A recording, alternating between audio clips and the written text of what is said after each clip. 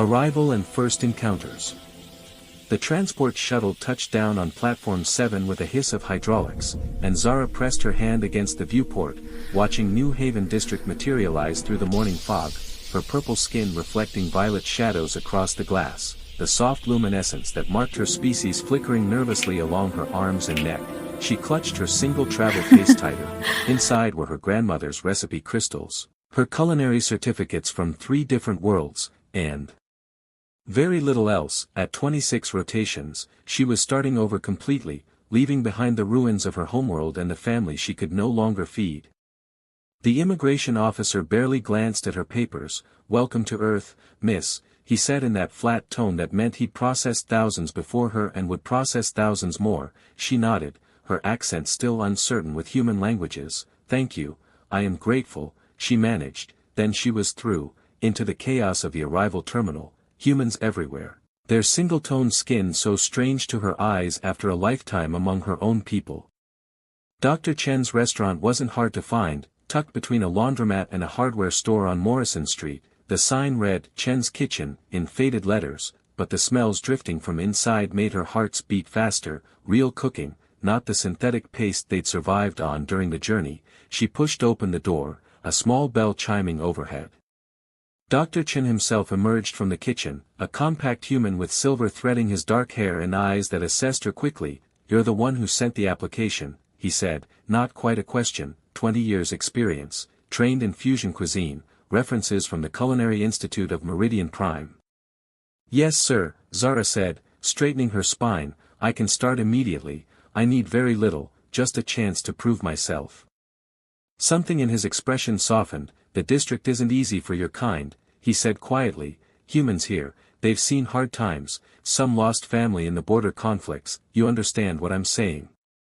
"I understand prejudice," Zara replied, meeting his gaze. "I also understand hunger. Good food speaks louder than politics, this I believe." Dr. Chen studied her for a long moment, then nodded. "Trial period, 2 weeks, housing is included, there's an apartment upstairs, 3rd floor, it's not much but it's clean." He pulled a key from his pocket. "You start tomorrow, 4 a.m., we open at 6. The apartment building's entrance was around the corner, narrow stairs leading up through dim hallways that smelled of old cooking and rust. Zara counted floors, her case bumping against her legs. At the 3rd landing she found her door, 3A. She was fumbling with the key when another door crashed open across the hall. "Are you going to make that noise all night?" The voice was rough, aggressive, belonging to a human male who filled his doorway like he was carved from stone. Broad shoulders, muscular frame, his face was a map of old violence, scars tracing his jaw. His eyes were gray like storm clouds, and they looked at her with absolute zero warmth. His dark hair was cut military short with silver at the temples. Zara's bioluminescence flared, an involuntary fear response. "I apologize," she said carefully. "I am just arriving, I will be quiet now." "See that you do," he growled, his gaze raking over her purple skin with something that looked like disgust or maybe just exhaustion. "Some of us work nights and need to sleep during the day." Then his door slammed hard enough to rattle the frame. Zara stood frozen for several heartbeats, her hands trembling as she finally got her own door open. Inside, the apartment was exactly what Dr. Chen had promised, small, clean, barely furnished, 1 room with a kitchenette, a sleeping alcove, a tiny bathroom. The window looked out over Morrison Street. She could see Chen's kitchen from here. She unpacked slowly, her grandmother's recipe crystals going on the narrow shelf, her few clothes in the closet. As the adrenaline faded, homesickness hit like a physical blow. She sat on the edge of the bed, her purple skin seeming to dim in the fading light. On her homeworld, evening meant gathering with family, music, the bioluminescent gardens coming alive with color. Here, she had a hostile neighbor and a trial period that could end in 2 weeks. Through the wall, she heard movement, heavy footsteps, the sound of running water. The man, Alex Cooper according to the name on his mailbox she'd noticed, was clearly preparing for his night shift. She wondered what kind of work turned a human so hard, what battles he'd seen that left those scars. But that wasn't her concern was surviving, proving herself, making Dr. Chen's restaurant successful enough that he'd keep her on permanently. She had exactly 400 credits to her name, enough for maybe a month if she was very careful. She moved to the kitchenette, her hands finding comfort in familiar tasks. She had ingredients she'd brought, spices from home, crystalline salts that held flavors for years. She would practice tonight, perfect her fusion techniques. Tomorrow she would show Dr. Chen what she could do. As she worked, chopping and mixing, the sense of her homeworld filled the small apartment. Cardamom and silver leaf, moonflower essence and copper spice. It wasn't home, but it was something, and for now, that would have to be enough. The chronometer read midnight when she finally stopped, exhaustion pulling at her. She cleaned her workspace, put everything away with careful precision, then she crawled into bed. The sheets smelled strange, human detergent, synthetic fabric. Through the wall, she heard Alex's door open and close, his footsteps descending the stairs, heading out into the night, and Zara closed her eyes, trying not to think about how alone she was, how far from everything she'd ever known, how uncertain her future had become. Tomorrow, she told herself, tomorrow she would begin again. Breaking the ice. The alarm shrieked at 3:30 a.m., and Zara jolted awake, disoriented in the darkness. For a confused moment she thought she was back home, then reality crashed down. She was on Earth, in a tiny apartment, with exactly one chance to prove herself. She dragged herself to the bathroom, splashed water on her face, watched her purple reflection in the mirror. Her bioluminescence was dim with exhaustion, dark circles under her eyes. By 4 a.m. she was downstairs in Chen's kitchen. Dr. Chen was already there, prepping vegetables with practiced efficiency. "Good, you're punctual," he said without looking up. "Today you watch, you learn how we do things, tomorrow you can start actually cooking." But watching turned into helping, and helping turned into cooking. By 6 a.m. when the first customers arrived, Zara was manning the breakfast station, her hands moving in the old familiar rhythms. She made human pancakes with a twist of crystalberry syrup, eggs scrambled with moon herb butter, coffee she'd learned to brew the Earth way, strong and dark.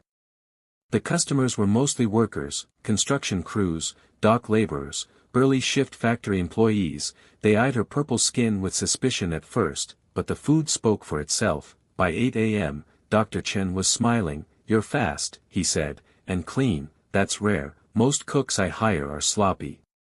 "My grandmother taught me," Zara said, flipping hash browns with a practiced wrist. She said cooking with love means cooking with respect, respect for ingredients, respect for the person who will eat. "Your grandmother was wise," Dr. Chen replied. Then Isabel arrived, his daughter, a young human woman with her father's dark eyes and a quick smile. She looked at Zara with open curiosity. "So you're the new chef Dad's been talking about," she said. "I'm Isabel, I handle the front of house." "Zara," she introduced herself, "I am pleased to meet you." "Your skin is amazing," Isabel said with genuine enthusiasm. "Does it always glow like that, or is it an emotional thing?" Zara felt her luminescence brighten, a flush of embarrassment. "It responds to feelings. Yes, I cannot always control it." "That's so cool," Isabel grinned. "We're going to be friends, I can tell." The morning rush ended around 10, and Zara climbed back upstairs, exhausted but satisfied. She'd survived day one. Dr. Chen had nodded his approval. Isabel had already invited her to lunch tomorrow. Maybe this would work, maybe she could build something here. She was unlocking her door when Alex emerged from his apartment. He looked worse than before, if that was possible. His work clothes were stained with oil and dirt, his face haggard. Their eyes met for a brief second, his gray gaze flat and unreadable. "Morning," he grunted, barely audible. "Good morning," Zara replied softly, but he was already past her, heading down the stairs. She watched him go, wondering again what had broken him so thoroughly.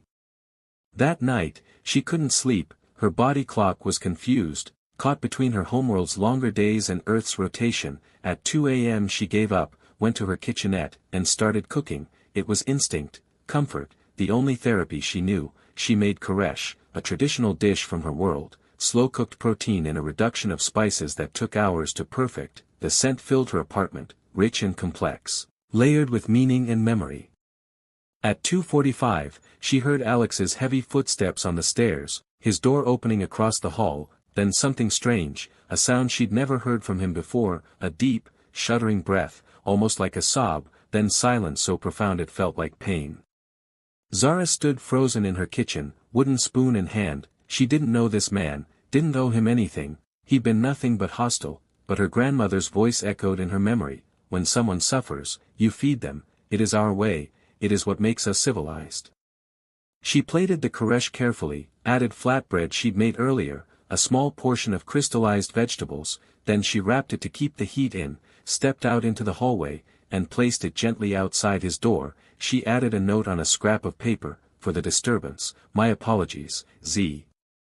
Back in her apartment, she pressed her ear to the wall, hardly breathing. 5 minutes passed, 10, then she heard his door open, footsteps, the plate being picked up, the door closing again, silence, and then, so faint she almost missed it, a sound that might have been satisfaction, might have been gratitude. She smiled despite herself, crawled into bed, and this time, sleep came easily. The next morning she woke to find her plate returned outside her door, cleaned perfectly, and on the bottom, written in rough block letters, not bad. 2 words, barely a sentence, but Zara's bioluminescence flared bright with joy. She clutched the plate to her chest, feeling ridiculously happy. It wasn't friendship, it wasn't even kindness really, but it was acknowledgement, it was a crack in his armor. That evening, she made human meatloaf, but infused with her world spices, rich and savory with an undertone of sweetness that humans seem to love. She left it outside his door at 2:30 a.m. The next morning, the plate returned with a note, better. It became a ritual. She would cook, he would eat, the plates would return with brief comments, good, or too much salt, or once, just thanks. Each word felt like a small victory. On the 5th night, she was setting the plate down when his door opened. She jumped, startled. Alex stood there, freshly showered, his hair damp, wearing clean clothes for once. He looked uncomfortable, like he was doing something against his nature. You don't have to keep feeding me, he said, his voice still gruff but softer somehow. I know, Zara replied, meeting his eyes, but cooking for one person is lonely, and the food tastes better when shared, even if we do not share the same space. Something flickered across his face, too quick to identify. What is it tonight? He asked. Braised short ribs with crystal reduction and root vegetables, she said, a fusion, human technique with my world's flavors. He took the plate from her hands, their fingers brushing for just a second. His skin was warm, rough with calluses, smells incredible, he admitted. Then, I'm Alex, by the way, Alex Cooper. Zara, she said, her luminescence brightening involuntarily, I am Zara. I know, he said, the corner of his mouth twitching, almost a smile. The whole building knows, you're the purple alien who cooks miracles. She laughed, surprised by the compliment hidden in his words. I only cook what I know. Well, Alex said, stepping back toward his door, what you know is pretty damn good. Then he paused. I'm sorry I was rude when you arrived. I'm not great with new people, or any people really. You have been through difficult things, Zara said gently. This I understand, we all carry our wars. His eyes met hers again, and this time she saw it clearly, recognition, understanding, the acknowledgement that she knew what it meant to lose everything. Yeah, he said quietly, I guess we do. Then he retreated into his apartment, but this time, he didn't slam the door. Growing closer. 2 weeks became 3, and Dr. Chen made Zara's position permanent. Best decision I've made in years, he told her while they prepped for the lunch rush. Customers are coming from 3 districts over just to try your fusion menu. Isabel says we need to expand the seating. Zara felt pride swell in her chest, her bioluminescence flickering bright. Thank you Dr. Chen, this means everything to me. You earned it, he replied, then smiled, and call me just Chen, the doctor title makes me feel old. The morning coffee ritual with Alex had evolved into something neither of them had planned. Every night when he returned from his security shift at the warehouse district, Zara would have 2 cups waiting on the landing between their doors, strong black coffee for him, spiced tea for her. They would sit on the stairs in the pre-dawn darkness, not talking much at first, just existing in companionable silence. But gradually, words came. Alex told her about his time in the Marines, the deployment to the outer colonies where everything went wrong. We were supposed to be peacekeepers, he said one morning, his voice hollow, but the locals didn't want peace, they wanted us gone, and command didn't care about the difference, civilian or combatant, it all blurred together. You were following orders, Zara said softly. That's what war criminals say, Alex replied bitterly, I did things, Zara, things I can't take back, I see their faces sometimes when I close my eyes. She reached out slowly, giving him time to pull away, and placed her purple hand over his scarred human one. You are not those moments, she said, you are also this, a man who fixes broken pipes for elderly neighbors, who works honest labor, who is trying to be better. His hand turned under hers, fingers interlacing, his thumb traced the luminescent patterns on her skin. You glow brighter when you're feeling strong emotions, he observed, changing the subject. Yes, she admitted, it is embarrassing sometimes, I cannot hide what I feel. I think it's beautiful, Alex said, then seemed surprised by his own words. He pulled his hand back, stood abruptly, I should sleep, early shift tonight. But something had shifted between them, an acknowledgement of attraction neither was quite ready to name. Zara told him about her world in return, the bioluminescent forests where her people had lived for millennia, the collapse that came when the mining corporation stripped the planet's core. We knew it was ending, she said, the ground shook more each year, the oceans turned acidic, my family stayed because it was home, but her voice cracked, I ran, I left them there.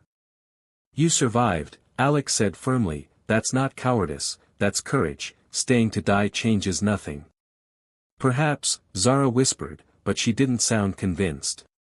One afternoon, Kai showed up at the restaurant, Alex's old military friend, tall and lean with bronze skin and easy smile. He slid into a booth and ordered half the menu. When Zara brought out his food, he studied her with open curiosity. So you're the one, he said. The one what? Zara asked, confused. The one who got Alex talking again. Kai grinned, I've known that stubborn bastard for 8 years, last 3 he barely said 10 words to me, now suddenly he mentions this purple chef who makes food that tastes like memories. Zara's skin flushed darker, her luminescence betraying her pleasure. He said that. He did, Kai confirmed. Look, Alex doesn't let people in, not since everything that happened. Whatever you're doing, keep doing it, he needs someone like you. Before she could respond, Sarah the landlady appeared, a round human woman with silver curls and knowing eyes. She'd watched Zara and Alex's morning ritual from her ground floor window. That boy has been alone too long, she said without preamble, sitting down at Kai's booth uninvited. And you, child, you've been running from grief, maybe it's time you both stopped running. We are just neighbors, Zara protested weakly. Sarah laughed, sure you are, and I'm the Queen of Mars. I've seen the way he looks at you when you're not watching, I've also seen the way you light up, literally, when he walks by.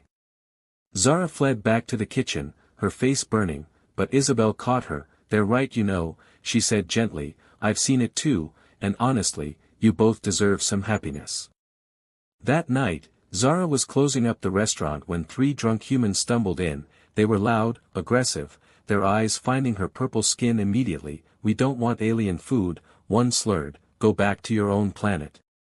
We are closed, Zara said firmly, trying to keep her voice steady, please leave. Make us, another laughed, stepping closer. He grabbed her wrist, his grip painfully tight. What are you going to do, glow at us? Then Alex was there, appearing from nowhere, his hand clamped on the man's shoulder with enough force to make him yelp. She said leave. Alex's voice was deadly quiet, and you're going to do it right now, or I'm going to break your arm, your choice.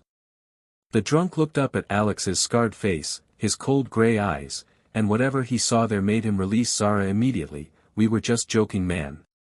Wasn't funny, Alex said, not moving, get out.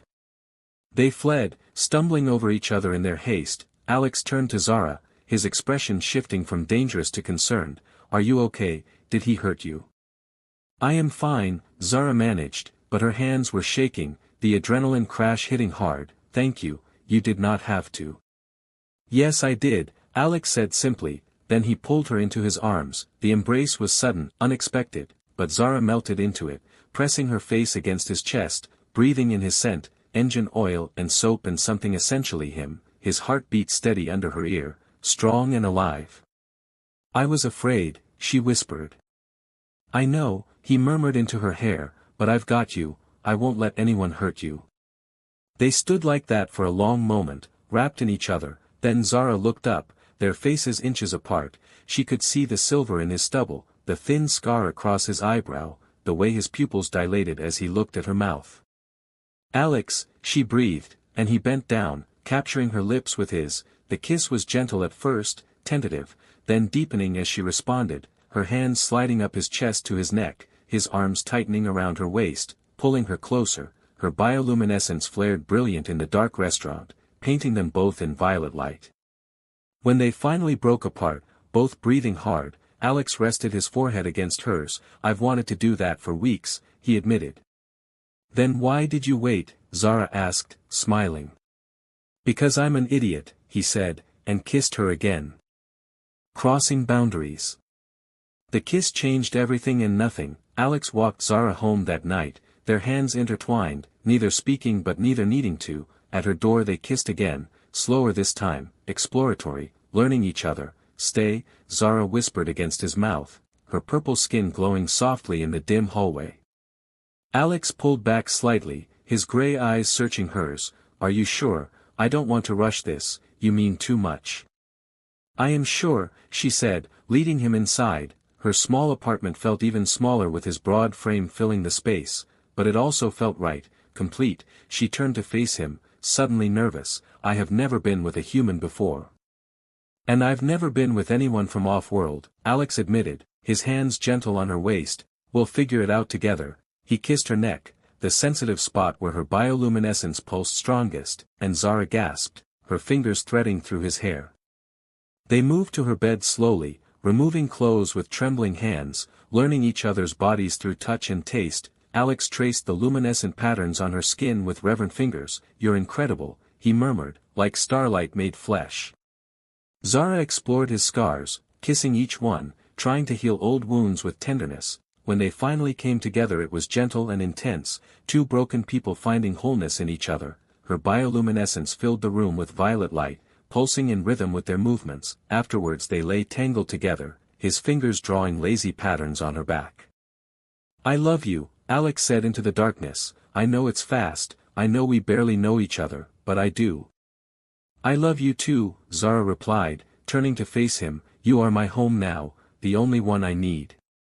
For 3 perfect days they existed in a bubble, stolen moments between her morning shifts and his night work, coffee on the landing that turned into kisses, dinners in her apartment that ended in her bed. Kai stopped by and grinned knowingly, Sarah winked at them, Isabel squealed with delight. Then Commander Rena arrived, tall and imposing in her military uniform. She found Alex at the warehouse where he worked security. Zara only knew because Kai called her, panic in his voice. "You need to get down here, they're trying to pull him back in."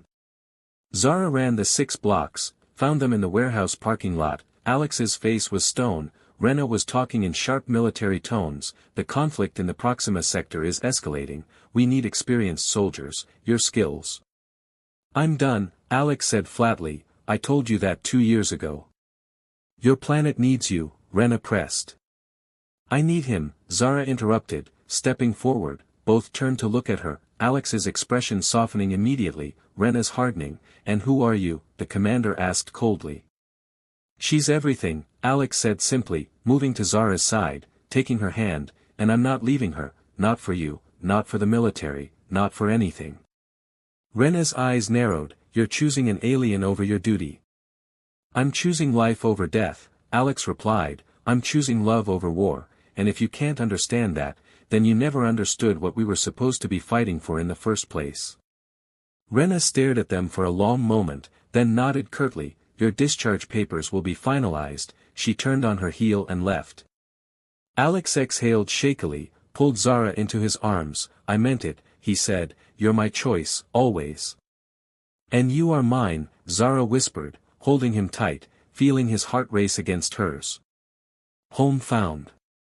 6 months later, Chen's kitchen had doubled in size. The fusion menu that Zara created had become famous across 3 districts. Humans and aliens alike lined up for her cooking. Alex had quit security work and was managing the restaurant's expansion, his engineering background proving invaluable. They'd moved into a larger apartment together, 1 floor down with actual windows and a real kitchen where Zara could experiment. Sarah had cried happy tears when they told her. Kai had helped them move, making jokes about Alex finally learning to smile again. The grand reopening was tonight. Zara stood in the new kitchen, nervous energy making her bioluminescence flicker. Isabel squeezed her shoulder. It's going to be perfect, you've got this.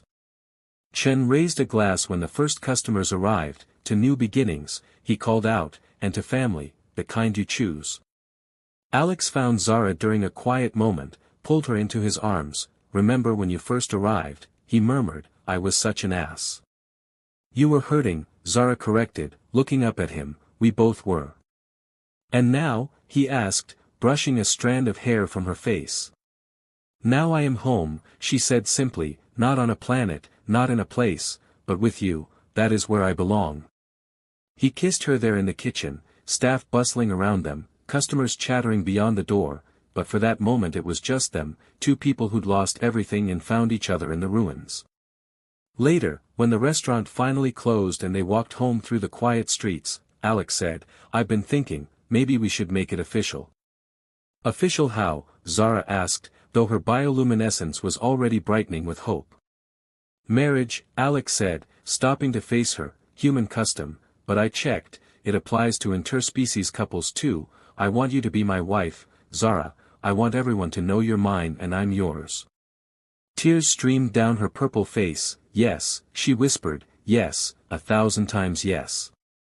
He produced a small ring, simple silver with a purple stone that matched her skin. Kai helped me pick it out, he admitted, sliding it onto her finger. Zara laughed through her tears, threw her arms around his neck, kissed him with all the joy and love and gratitude she felt. Around them the city hummed with life, other stories unfolding, other people searching for their place. But Zara had found hers, in a cramped apartment building, in a small restaurant, in the arms of a scarred soldier who'd learned to love again. She'd come to Earth looking for work, for survival, for a chance to start over. Instead she'd found home, the truest kind, the kind built not on soil or stone but on trust and tenderness and the daily choice to stay, to fight, to love. Let's go home, Alex said softly. We're already there, Zara replied, taking his hand, and together they walked into their future, two hearts beating as one, two lives intertwined, two souls who'd found in each other the peace they'd been seeking all along. Behind them the city lights sparkled like stars, and ahead the morning would bring new challenges, new joys, new moments to share, but for now, this was enough, this was everything, this was home. The end.